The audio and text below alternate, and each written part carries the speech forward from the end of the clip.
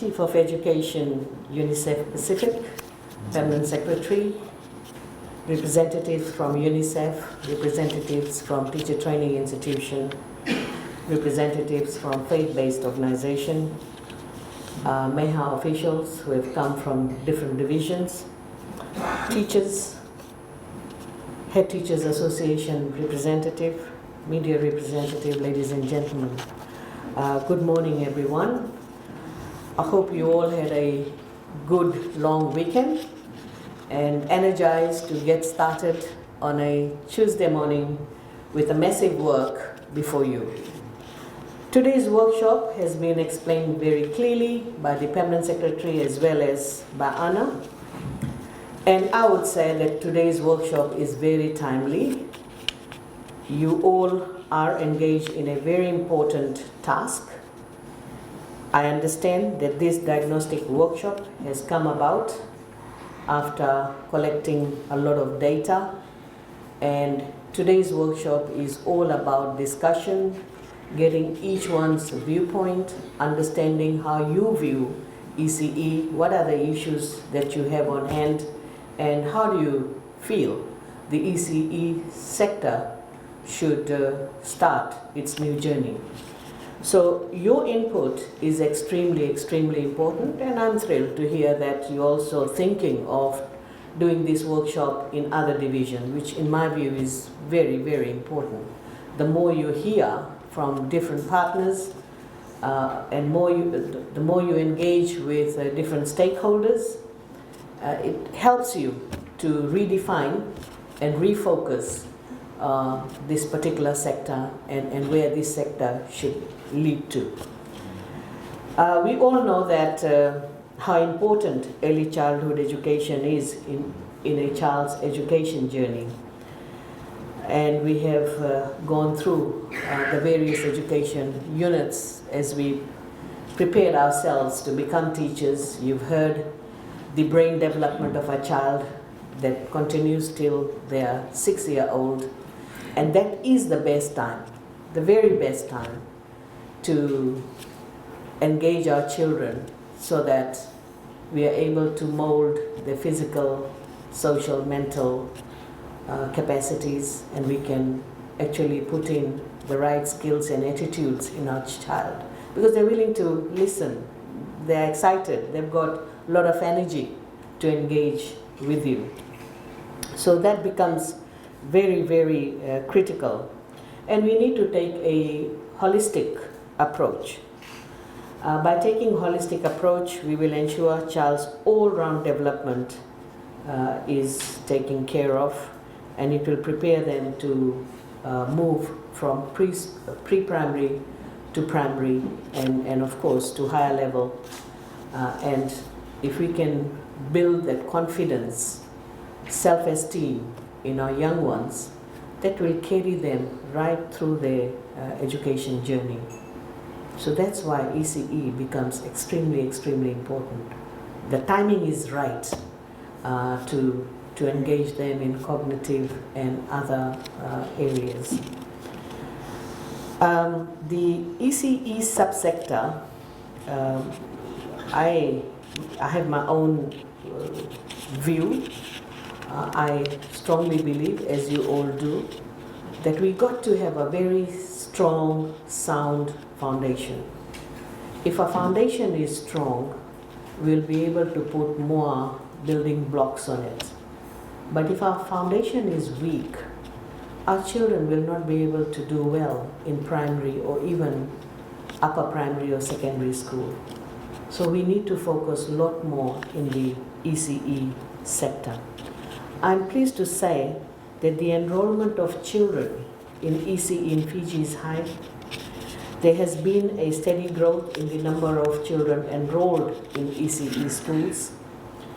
Our net enrollment rate is 88% for 5-year-old students, but this figure does not include those students who are enrolled privately. According to UNICEF, nearly half of world's primary age students don't go to school. And that was the situation in Fiji long time ago. And even as recent as 2000, if you look at the enrollment number, it was barely around 1,000 plus children going to ECE. And we need to question why it was so. It was because of the fact that the parents had to pay for it. If they want to put their child in ECE school, they had to pay the fees. And normally the fees were much more higher as compared to a child going to, say, year 10. They had to pay about $140 to $150 per term, which used to be the fee for year 13 students. So that was one of the major impediment for students to be enrolled in ECE school. But that has changed, and I want to show you the figures. In 2012, only 9,577 students were enrolled in ECE schools. 10 years later, there are more than 17,000 children in ECE schools. The increase in enrollment number for ECE schools is a result of the government and stakeholder support towards ECE. In year 2002, salary grant for ECE teachers were around $357,000. That's all. By year 2012, it increased to $1.8 million. And today, the salary grant for ECE teachers is around $16 million. You all know that ECE centers, most of the ECE centers are managed by school management committee, and it is owned by the community they live in. We all know that.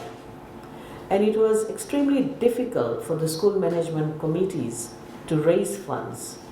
And because they were not able to raise money, obviously the ECE centers were set up in such situation. If you walk into the ECE center, it didn't even look like one. And some ECE centers are still operating in a similar manner, which is quite disappointing, and I'm sure you'll be able to look at all those areas when you are having your own discussion. But the point that I want to make is that ECE centers from that time has evolved. And during those days, ECE teachers were paid as little as $20 a month. That's all they were getting. Right? And often the salary or the wages will not be sent to the bank account because the community or the committee did not have sufficient money. That was the situation. And even the school management committee preferred employing unqualified, untrained ECE teachers. So the ECE teachers were more of a place where a child can be looked after, child minding center, more of that, rather than an educational center where we are able to mold our children.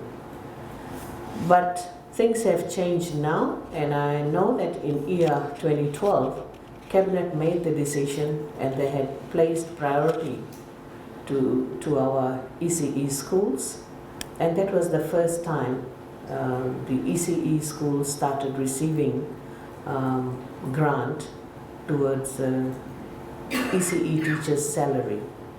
And that's why we saw in year 2012 the salary grant was around 1.8 million, but today it's around 16 million.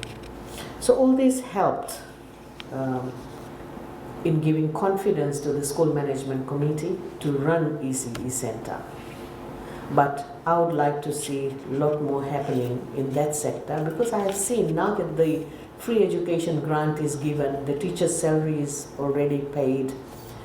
Then we also find that in some instances the grant is not, free education grant is not appropriately used. In other words, it's not being plowed into teaching and learning, which is so crucial. That's why free education grant is given.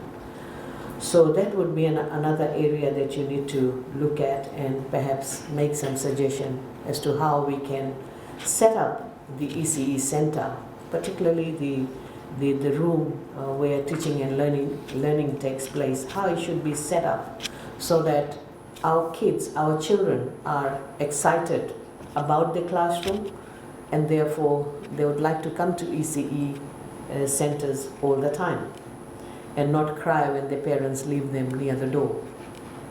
Right? So that's a massive task before you. I'm also aware that we have a very large number of ECE registered schools, and the total number of ECE registered school is around 864, which is very big. It's a big number, which is good because it clearly shows that some of these ECE centers are in rural and maritime areas as well. And if you look at the number of children enrolled, you'll find that it can be as little as 5 in one ECE center to about 100 in another ECE center. So the number varies, and we see the difference based on area. Maritime and rural area, because of the urban drift, number has dwindled, whereas the numbers have picked up in urban and peri-urban areas. So that's another challenge for us. I also understand that more than 90% of our students from ECE progress to year 1.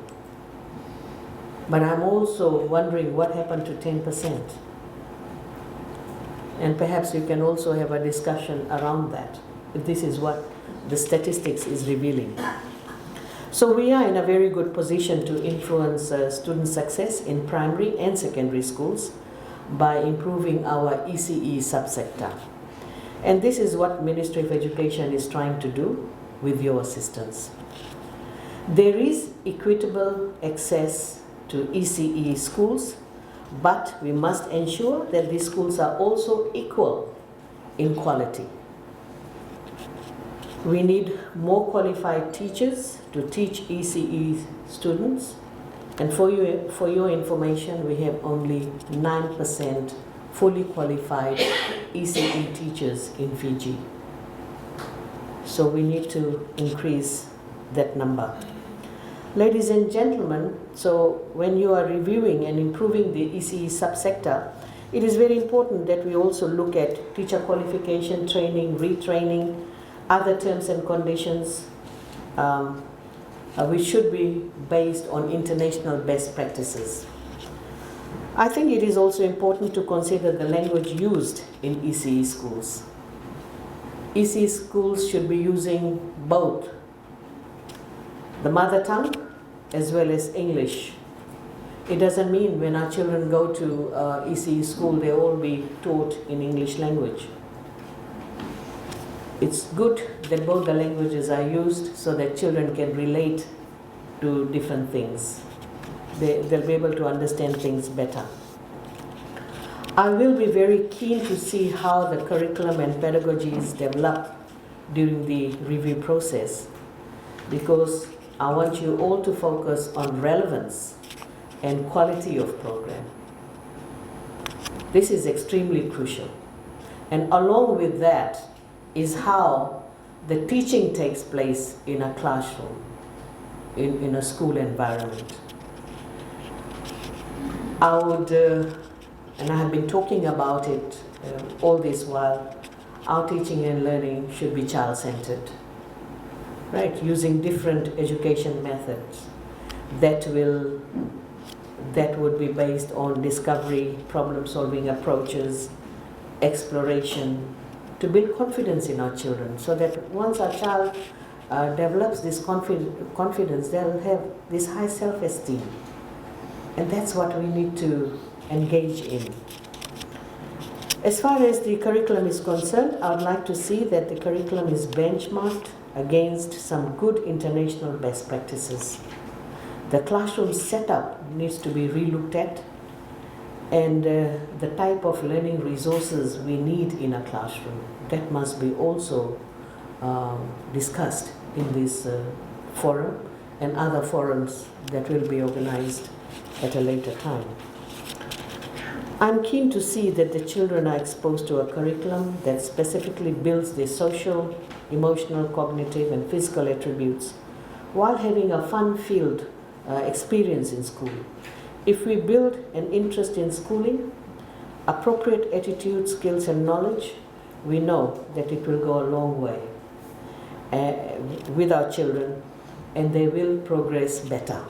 And that's what we need to focus on. Ladies and gentlemen, we are bringing about changes in our primary school. You're already aware of it. From this school year, we have scrapped exams for years 1 to 3. We've introduced moral and civic education for years 1 to 3. We've also introduced literacy and numeracy curriculum. We have reduced the number of subjects that were taught previously. And similar exercise is taken for the secondary school. For civic and moral education, it will continue right up to year 11. And for year 12 and 13, we'll be calling it life skills. In other words, preparing our students to enter into the real world so that they are more informed about things around them. With the assistance from DFET, we are also working on revising our secondary school English and Maths curriculum, and we are very excited about that. I have been hearing a lot from our teachers regarding Maths and English curriculum. A lot of suggestions have been made, so I'm looking forward to that as well, you know, how the discussion takes place and how you're going to shape English and Maths curriculum. While we're talking about ECE subsector, I think we should not forget the ICT that needs to be introduced in our ECE sector and also in our primary and secondary schools. We need to make our students more creative. They need to be more innovative at a younger age. And you all know that in this day and age, even when a newborn grows up, they hold these devices in their hand. Gone are the days when the parents would be singing the rhymes. They'll be singing the nursery rhymes and lullabies. Those days are gone. It's all on the gadget, and the kids are holding that. You see? So that's the era we are in, and we cannot ignore the fact that ICT can wait while we are reviewing other aspects of ECE subsector. It cannot wait. It needs to be part and parcel of this review that we are involved in. So there is a lot of work ahead of you, and I have a lot of confidence in each one of you in your deliberations today. But I would like to specifically thank UNICEF for coming on board. You all know that we don't have ECE experts in the country, but UNICEF managed to come on board with ECE experts who have worked many years in this area, and these experts are very well, they also know the various research that has taken place around the world, so they'll be able to contribute in the review process that is embarked. So thank you very much, and for coming on board.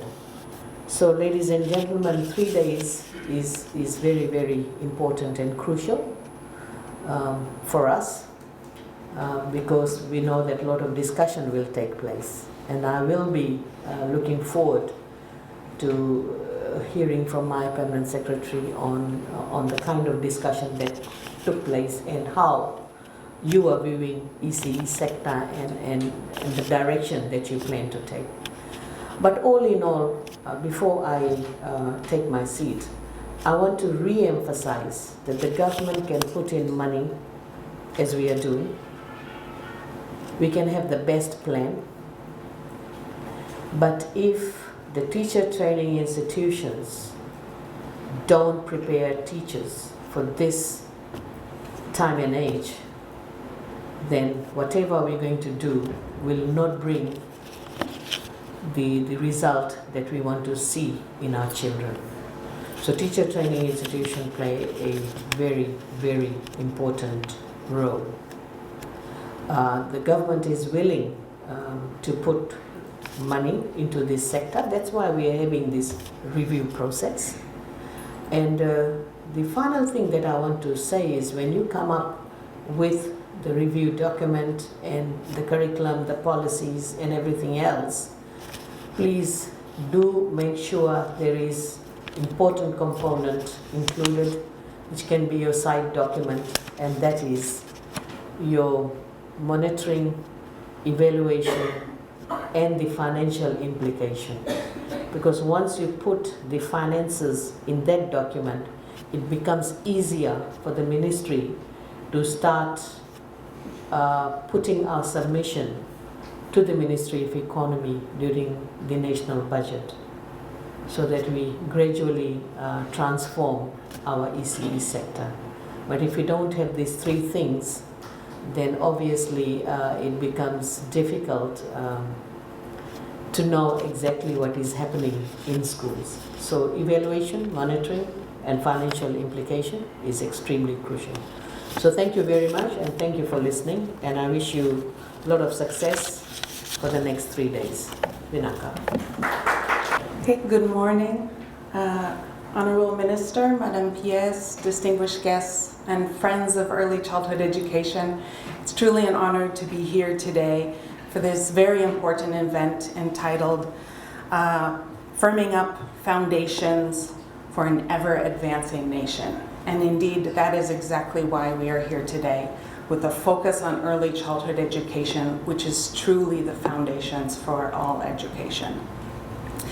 Indeed, global evidence does demonstrate very clearly the importance of early childhood education and how that serves as the foundations for success in school and long beyond school.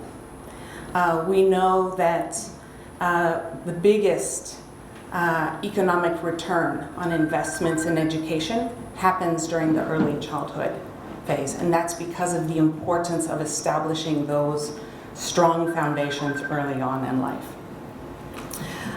UNICEF is really, truly proud to support the Ministry of Education, Heritage and Arts in the area of early childhood education, and in particular to support this event, which will lead to a strong plan for early childhood education in Fiji.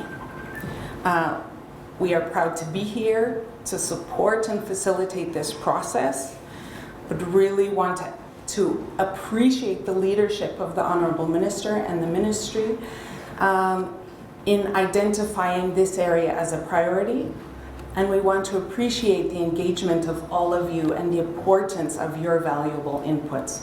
This plan is yours, this plan is for Fiji, this plan is for your children and for your future. So under that strategic leadership, we invite you to participate very actively over the next few days. We welcome the idea of having similar conversations at provincial level. So that would be very exciting to see even further expansion of stakeholder engagement through those opportunities. But through the course of these days, we really encourage you to be vocal, to reflect deeply, to share your ideas and your thoughts towards a truly bright future for children in Fiji. Thank you very much.